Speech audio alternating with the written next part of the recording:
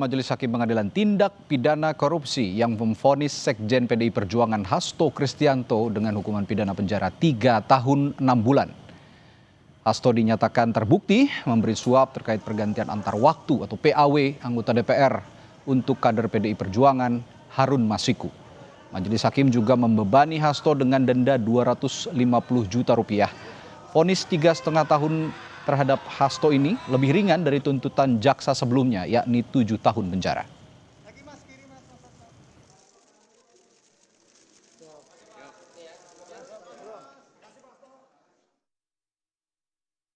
Mengadili 1. Menyatakan terdakwa Hasto Kristianto tidak terbukti secara sah dan menyatakan bersalah melakukan tindak pidana sebagaimana dalam dakwaan ke-1 dan oleh karena itu membebaskan terdakwa dari dakwaan ke-1 tersebut.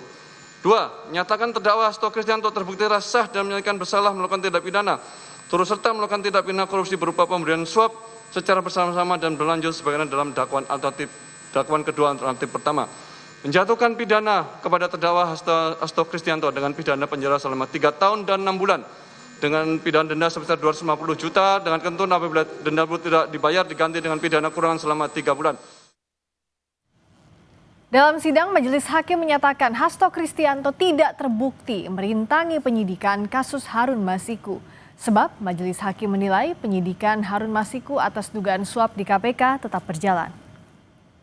Majelis Hakim membebaskan terdakwa dari dakwaan ke-1 pasal 21 perintangan karena tidak cukup bukti, menyatakan terbukti dakwaan kedua pasal 5 suap. Pasca putusan, Sekjen PDI Perjuangan Hasto Kristianto melihat putusan Majelis Hakim sebagai ketidakadilan. Ia dan tim penasihat hukumnya akan mempelajari putusan itu untuk menentukan langkah selanjutnya.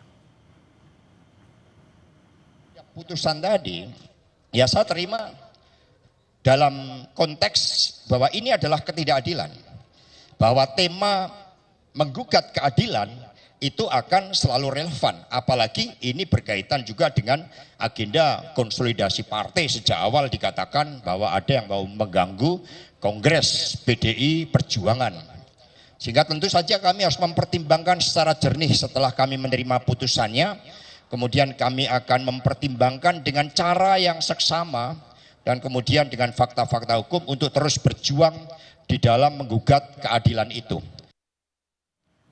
Lalu apa langkah hukum selanjutnya dari Hasto Kristianto, kita tanyakan pada jurnalis Kompas TV Alfania Rizky dan juru kamera Yanwar Ruslim. Tapi sebelum kepada langkah hukum selanjutnya akan ditempuh Hasto, Alfa, apa yang sebenarnya memberatkan dari vonis Hasto yang dijatuhkan oleh Majelis Hakim tadi, Alfa? Ya, Radi dan juga saudara, hal yang memberatkan Hasto Kristianto sehingga ia terbukti terlibat dalam kasus penyuapan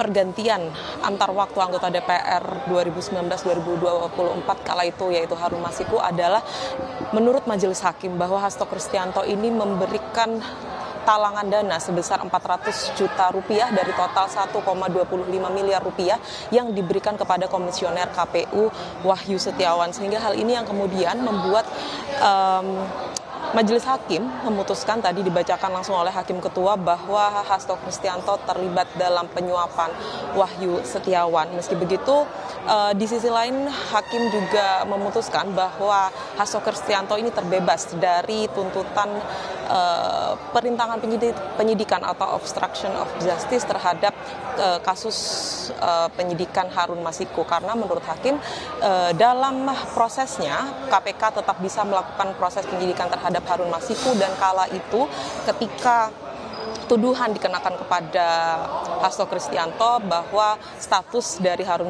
Masiku ini belum sah sebagai tersangka dan proses kasus Harun Masiku ini masih dalam tahap penyelidikan.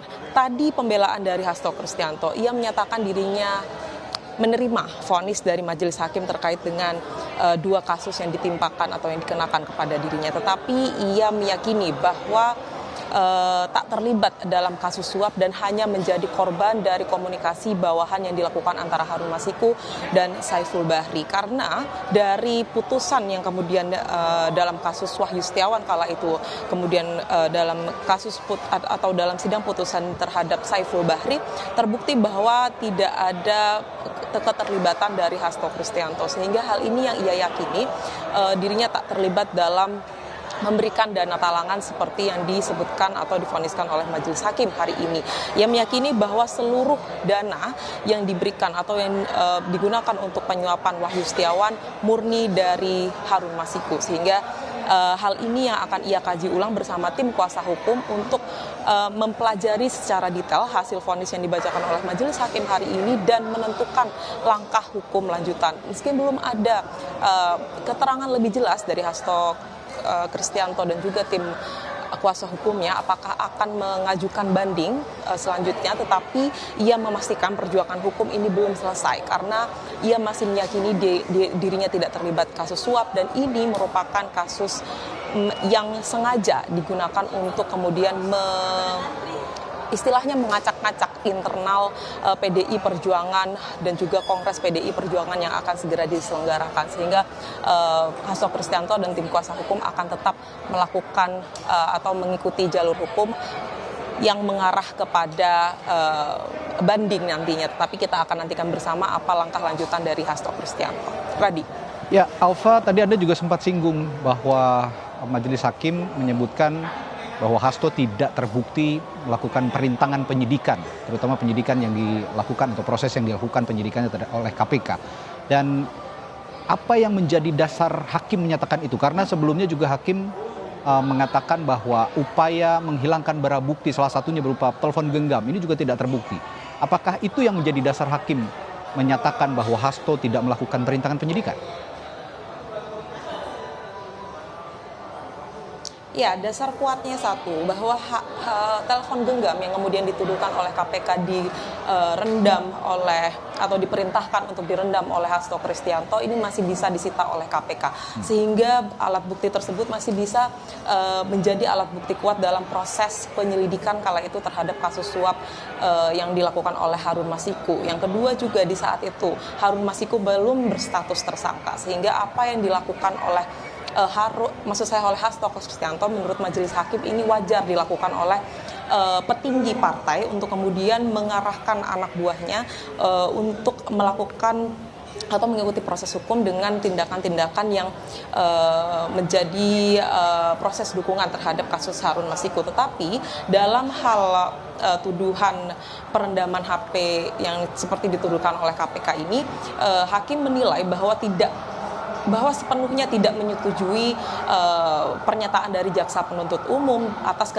keterlibatan dari Hasto Kristianto, sehingga itu tidak bisa menjadi alat bukti kuat untuk menjerat Hasto Kristianto sebagai terdakwa dalam kasus perintangan penyidikan untuk kasus Harun Masiku. Dan ia menyebutkan bahwa kasus Harun Masiku tetap berjalan, tetap bisa dilakukan proses penyidikan oleh KPK, dan juga dalam prosesnya sendiri kala itu ketika Hasto Kristianto disebutkan terlibat dalam proses perintangan penyidikan, status Harun Masiku masih dalam atau belum ada penetapan tersangka, dan status kasus Harun Masiku di KPK masih dalam proses penyelidikan, sehingga pasal yang dikenakan terhadap Hasto Kristianto terkait dengan obstruction of justice ini tidak berlaku, karena pasal tersebut hanya bisa diberlakukan ketika kasus ini berada di tahap proses penyidikan ataupun sudah memasuki tahap persidangan di Pengadilan Tipikor Jakarta.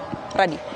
Ya, seperti yang Anda katakan juga tadi Alfa, bahwa saat ini masih dipertimbangkan apakah akan ada langkah hukum lanjutan berupa banding atau tidak.